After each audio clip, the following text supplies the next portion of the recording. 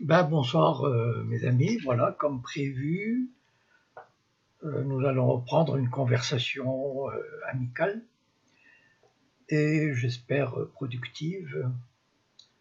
Donc pour lancer la soirée, je vais d'abord répondre à quelques questions et ça vous permettra de poser d'autres questions. J'aimerais d'abord vous dire qu'aujourd'hui j'ai vu un film qui s'appelle 3000 nuits. Il passe à Paris encore, dans deux petits cinémas. Alors pour ceux qui habitent Paris ou la région parisienne, je vous conseille absolument d'aller voir ce film. C'est l'histoire d'une Palestinienne qui est emprisonnée pour des raisons futiles et qui montre les conditions d'incarcération. C'est terrible, enfin, cette façon de briser un peuple, de le harceler, de le mettre derrière les barreaux pour des condamnations très lourdes, où on les oblige à dénoncer. Enfin, il faut absolument le voir, il faut soutenir ce film. Donc il s'appelle 3000 nuits, il suffit d'aller sur Google pour voir, enfin j'espère qu'il va passer encore la semaine prochaine. Un deuxième point, il y a une amie, disons, que il y a 2 jours, m'avait demandé le nom de ce juif hollandais assassiné par les sionistes et n'a pas manqué d'aller voir sur Wikipédia ce qu'était ce monsieur, cet homme. Et horreur et damnation, elle a trouvé qu'il était en Israël pour poursuivre les petits arabes comme si on était à Marrakech. Franchement, enfin, d'abord, elle aurait pu au moins se poser la question. Parce que c'est quand même quelqu'un qui a mis sa vie en danger pour aller en Angleterre et dénoncer le sionisme, source de tous les maux. Et deuxièmement, Wikipédia, pour ceux qui ne savent pas, il suffit d'aller voir ma page sur Wikipédia, vous allez trouver des insanités, enfin comme quoi je suis complotiste, etc. Wikipédia est entre les mains des judéo-sionistes qui font la loi. Et c'est impossible de corriger, donc j'ai renoncé à corriger. Il continue à déverser des trucs enfin, faux, des insultes, etc. Donc, s'il vous plaît, si vous voulez suivre Wikipédia et leurs commentaires, vous êtes libre, mais pas sur mon mur. On est bien d'accord, bien. Alors, il y a quelqu'un qui m'avait presque supplié de parler du Yémen. Bon, que dire du Yémen? Je ne sais pas si vous connaissez un petit peu l'histoire du Yémen. Vous savez que le Yémen était divisé en 2 États dans les années 50 et 60. Il y avait un État qui était ultra révolutionnaire et ce qu'on appelait le Yémen du Sud, et un État proche de l'Arabie Saoudite qui était lié à l'Arabie Saoudite. Et c'était deux États antagoniques. Et en fait, ils étaient tout à fait reconnus comme 2 États. Voilà, ils n'avaient rien. Enfin, c'était 2 États indépendants. Et par des manœuvres dont on peut imaginer l'origine, c'est-à-dire l'Arabie Saoudite, ils ont constitué un seul État. Et de fil en aiguille, on a chassé les communistes, enfin les révolutionnaires, etc. Et donc l'Arabie Saoudite a réussi à mettre main basse sur ce pays et installer un gouvernement à sa solde. Bon, il se trouve que il y a eu des révolutions, enfin des révoltes populaires, et l'Arabie Saoudite a décidé d'intervenir avec une brutalité incroyable, avec dans le silence absolu de la communauté internationale, avec l'aide probablement d'Israël, au niveau des renseignements, au niveau de l'aviation, etc. Et malheureusement, enfin, c'est un pays qui est en train d'être détruit, enfin, il est attaqué, il est détruit, il est bombardé. Et je ne sais pas quoi dire de plus. C'est-à-dire, en fait, bon, le Yémen, c'est un peu l'oublié de la Syrie, c'est-à-dire, enfin, l'oublié de la région qui se trouve aux confins de la péninsule et qui n'intéresse pas beaucoup, enfin, qui n'intéresse pas beaucoup de monde. N'intéresse pas parce qu'on a envie que l'Arabie Saoudite laisse les mains libres. Ok, Samil C4 me demande quel est le titre du film. Le titre, c'est 3000 nuits. 3000. Okay, nuits, des nuits. Voilà. Donc vous allez sur Google ou bien Allociné et puis vous tapez 3000 nuits et puis vous allez le voir. Il passe à l'espace Saint-Michel cette semaine et à l'UGC des En tout cas, il est remarquable. Bon, donc je termine. Enfin, j'ai pas vraiment grand-chose à dire sur le Yémen, c'est-à-dire dans la mesure où c'est très triste de voir ce qui se passe, c'est-à-dire voilà la destruction d'un pays parce qu'il ose se révolter dans le silence coupable et complice. Évidemment, la France ne dit rien, enfin on oublie. Oui, Rachid Baba me demande si la position géographique du Yémen n'était pas le problème de ce pays. Oui, évidemment, parce que le Yémen, il contrôle, en tout cas, il est un de ceux qui contrôlent l'entrée de la mer Rouge. Et donc, c'est une position stratégique importante. Et puis, de toutes les façons, aujourd'hui, le monde arabe ne tolère pas, enfin le monde arabe, c'est-à-dire le monde arabe qui est allié des États-Unis, ne tolère pas qu'il y ait un régime qui échappe à l'emprise américaine ou américano-sioniste. Alors, donc, je voudrais parler du CCIF. On m'a posé des questions et sur le CCIF. Alors, le problème, c'est, il paraît, enfin, moi, je ne sais pas,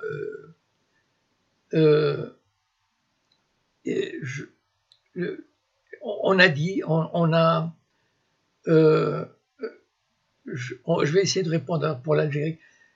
On a dit qu'il est financé par il a été financé par George Soros. Bon, George Soros a une sale réputation, c'est un milliardaire qui joue les monnaies, il finance pas mal de monde, il finance aussi des organisations comme en Ukraine, etc. Enfin, il finance énormément de monde. Vous savez, ça me rappelle un peu comme aux États-Unis, ces grandes compagnies qui financent et le Parti démocrate et le Parti républicain parce qu'ils se disent celui qui gagnera, de toutes les façons, il m'aidera. Donc en fait, George Soros, à mon avis, déjà, il a beaucoup d'argent et donc il finance énormément de monde pour disons, même si ça ne va pas exactement dans le sens de ce qu'il souhaite. En fait, je ne sais pas, enfin, on peut deviner plus ou moins ce qu'il souhaite, c'est-à-dire, notamment par exemple, puisqu'il a aidé au renversement du pouvoir en Ukraine et donc à l'installation d'un régime fantoche. Il soutient les FMN, etc. Enfin bon, il soutient tout ce qui est mariage homosexuel. Bon. Mais il soutient aussi beaucoup des organisations écologiques. Bon. Admettons, enfin, il se peut qu'il ait donné une certaine somme au CCIF. Bon. Pour moi, cela ne décrédibilise pas le travail du CCIF. Voilà. Pour moi, je regarde le travail du CCIF. Voilà. Et en France, je vous assure qu'il n'y a pas beaucoup qui font ce travail-là. Malheureusement, la communauté musulmane en France, elle est encore, dans sa grande majorité, elle est soumise au système français républicain, donc dominé par les sionistes. Et donc, la majorité des Maghrébins sont arrivés avec dans leur ADN un élément de soumission. Ils n'ont pas l'habitude de ruer dans les brancards, de se révolter. le CCIF est un des rares, vraiment des très rares organismes, une des très rares institutions qui osent mettre les pieds dans le plat et défendre les musulmans. Et c'est à ça que je fais appel souvent. Et donc, vous savez, donc vous regardez bien le travail qu'il fait. C'est-à-dire offrir l'aide juridictionnelle à ceux qui sont harcelés, etc. Défendre l'authenticité de la religion musulmane, combattre l'islamophobie, combattre le harcèlement des musulmans, le dénigrement et les diabolisations des musulmans. Deuxièmement, il y a un critère, enfin, que je connais bien, que je suis, le CCIF, il ne passe pas à travers, enfin, c'est l'horreur de Finkielkraut, d'Elisabeth Lévy, de Bernard-Henri Lévy et de tout l'organigramme judéo-sioniste. C'est leur cauchemar, le CCIF. Et donc, rien que pour ça, moi, je le soutiendrai. Si c'est le cauchemar du BHL, c'est dire qu'il fait du bon boulot. Voilà. Et donc, ne vous laissez pas égarer, je ne sais pas s'il y a un verset du Coran comme ça, ne vous laissez pas égarer par les apparences. Regardez le travail et dites-vous que l'essentiel, c'est le travail qui est fait. Alors, on vient de me poser une question, croyez-vous qu'il y a un risque de putsch en Algérie? Alors, la définition du putsch, c'est quoi? C'est que une partie de l'armée prend le pouvoir contre les institutions, contre le gouvernement établi, selon les règles. Bien.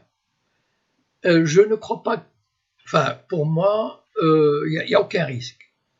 De ce côté-là, en tout cas. Pourquoi? Parce que l'armée détient le pouvoir et les privilèges qui vont avec. Ils peuvent bien sûr avoir des divergences. C'est-à-dire, bon, tel général, il a fait même bas sur l'importation des voitures. Je reviendrai sur le CCIF avec Goldman Sachs. Bon,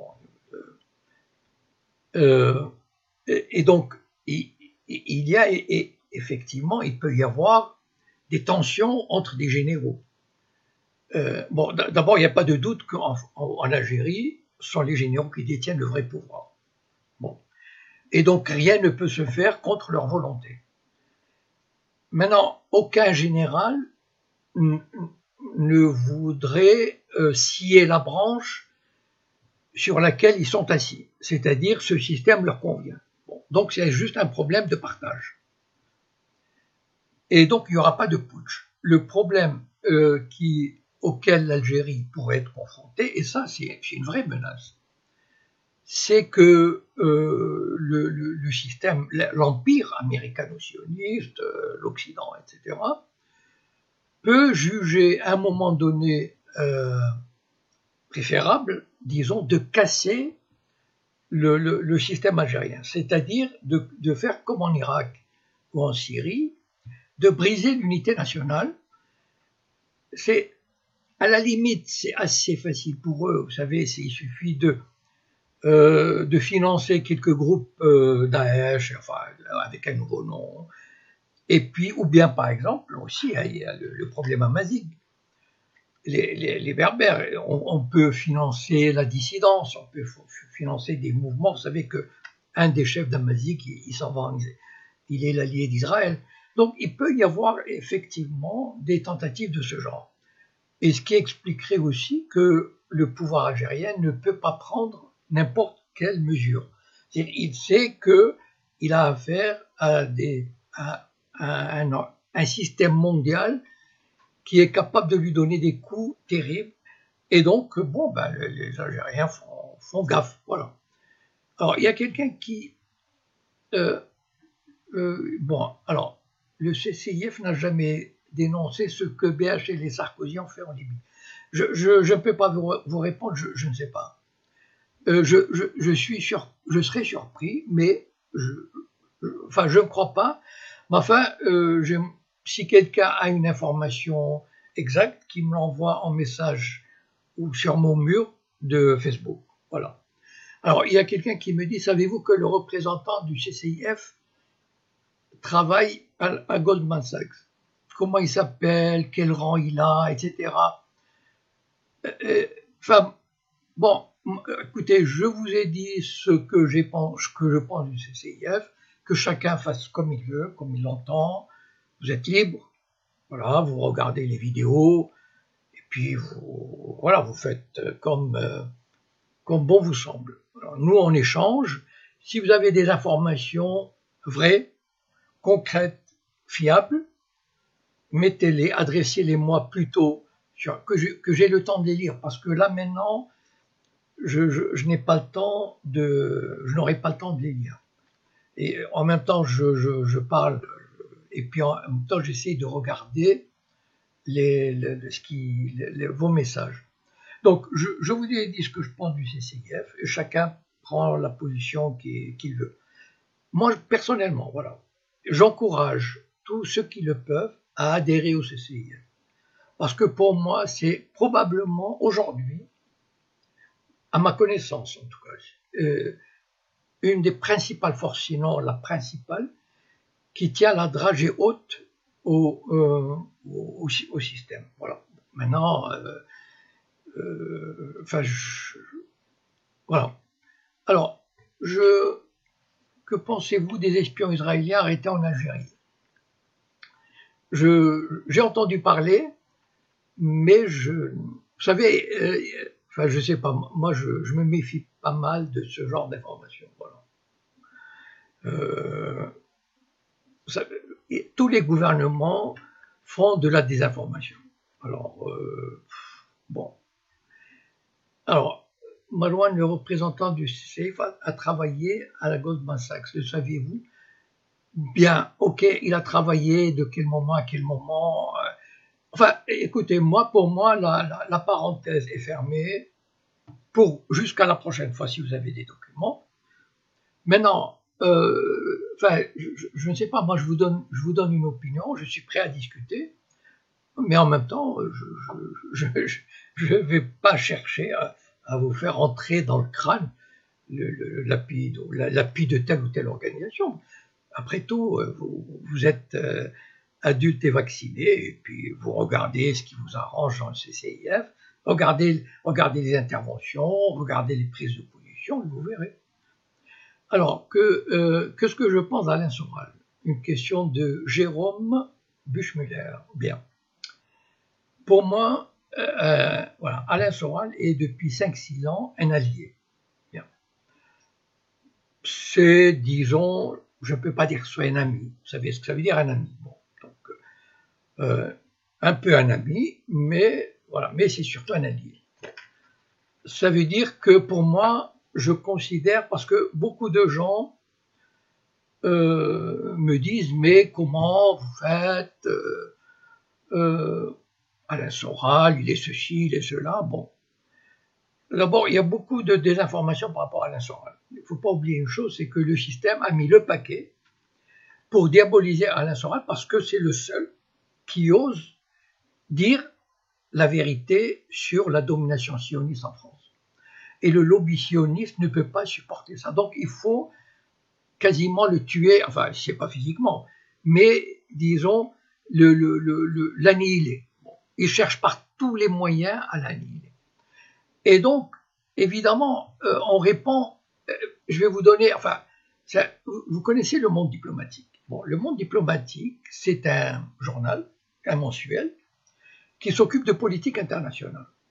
D'accord? Vous regardez Le Monde diplomatique, il ne s'occupe que de politique internationale, même pas de la politique intérieure française. D'accord? Il y a 2 ans, il y a eu une grande campagne contre Alain Soral. Alors, tous les journaux, le même mois, ou la même semaine, ont publié des articles, Marianne, même le Canard enchaîné, l'Humanité, etc. Et puis, Le Monde diplomatique, il y a un copain qui m'a dit, tiens, regarde Le Monde diplomatique. Vous connaissez le format du Monde diplomatique. Il est énorme, enfin, je veux dire, il est très grand. Prenez un Monde diplomatique, ouvrez-le. C'est à peu près 4 fois Libération, par exemple. Ou 2 fois Le Monde. Bon, ils ont consacré 2 pages je ne sais pas si vous imaginez un peu, 2 pages sur l'antisémitisme dans la Shoah. C'est-à-dire que le système veut absolument briser ce type.